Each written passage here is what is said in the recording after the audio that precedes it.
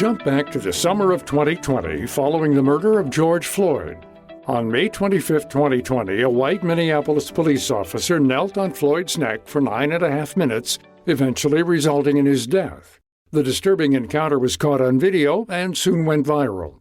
Protests and riots erupted in Minneapolis and across the world, reigniting the Black Lives Matter movement. Tens of thousands of Americans took to the streets in protest, demanding an end to discrimination, racism, and the use of unnecessary lethal police force. During this time, many corporations and universities saw this movement as an opportunity to look inwards and improve their diversity, equity, and inclusion practices. Between 2020 and 2022, there was a big boom in funding DEI policies, training workshops, and diversity hires. Companies added on specific executive roles, like chief diversity officers, to boost this progress. However, in the past couple of years, many experts have questioned the overall success and end goal of these forced policies. And these criticisms have only gotten louder after the Supreme Court's decision last summer to overturn affirmative action in universities. The court upheld by a majority that race should not be a factor to be considered for admission in colleges. As such, there is a lot of nervousness, I will say to some extent, about what are the implications of the decision of the Supreme Court applying to colleges and now possibly being translated into the corporate sector. That's Paola Cecchi Dimeglio, the faculty chair of the Women and Minority Initiative at Harvard Law School and Harvard Kennedy School. Dimeglio is also the author of the book Diversity Dividend. She says that the Supreme Court decision has made many hiring managers feel nervous about the legal consequences of targeting specific races and ethnicities for hire. She believes these concerns are reasonable, but that doesn't mean their hands are tied when it comes to removing bias and discrimination. Based on the data, I have seen that looking at candidates the morning from 9 to 11 have a tendency to reduce biases that can kick in. One key element is all the candidates that were seen during lunchtime were receiving lower grade overall. They were seen as less competent candidates.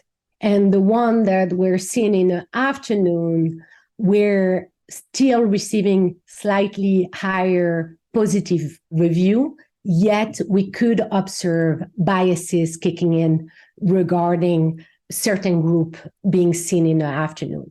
Dimeglio points to the data that uncovers how hiring managers tend to make harsher decisions and give more negative feedback during lunchtime. As the day goes on, people are also more likely to critically view candidates as decision fatigue sets in. After all, combing through hundreds of applications is no easy task, and it's difficult to have zero bias. Because of this, many experts are in favor of enlisting technologies like artificial intelligence to help reduce discrimination. With one of the companies that we worked with, we have implemented a voice modulation. And we have seen that women and underrepresented individuals were having less discrimination from the reviewer when they were assessed toward the task that they were performing, especially in terms of coding and in terms of providing solution to the implementation of the services that the company was doing. She touches specifically on some of the more common biases minorities typically face during the application process and job interviews. I will say, one of the most common is just your first name and last name.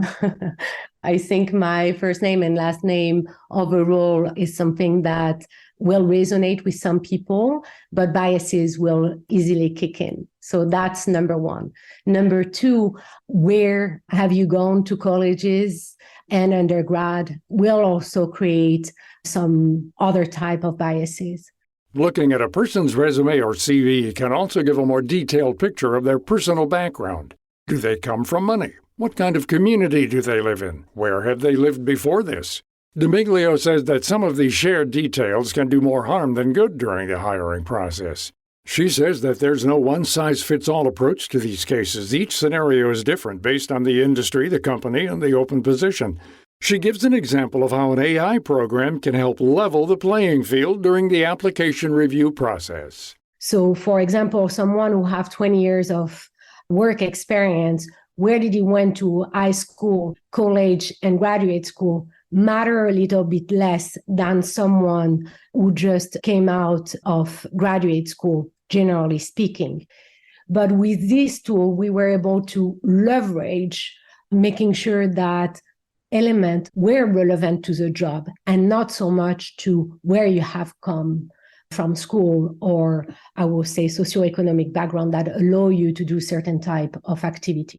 Today, more companies are moving away from specific hiring directives that involve race and ethnicity. Instead, the focus has shifted to creating an environment that's demographically diverse. This includes factoring in differences like age, gender, education level, and socioeconomic background, among other things. Dimeglio adds there's also a push to improve overall wellness and inclusion in the workplace. More companies are prioritizing mental and physical health and want to create a space where people feel welcome. There's no doubt that there's still a lot of work to be done, but the good news is that companies are heading in the right direction. To find out more about this topic and our guest, Paola Cecchi Dimeglio, head to viewpointsradio.org. Also check out her book, Diversity Dividend, available online and in select bookstores. For more behind the scenes and to support our show, follow Viewpoints Radio on Instagram, Facebook, and X. This segment was written by our executive producer, Amira Zaveri. Our studio manager is Jason Dickey. I'm Gary Price.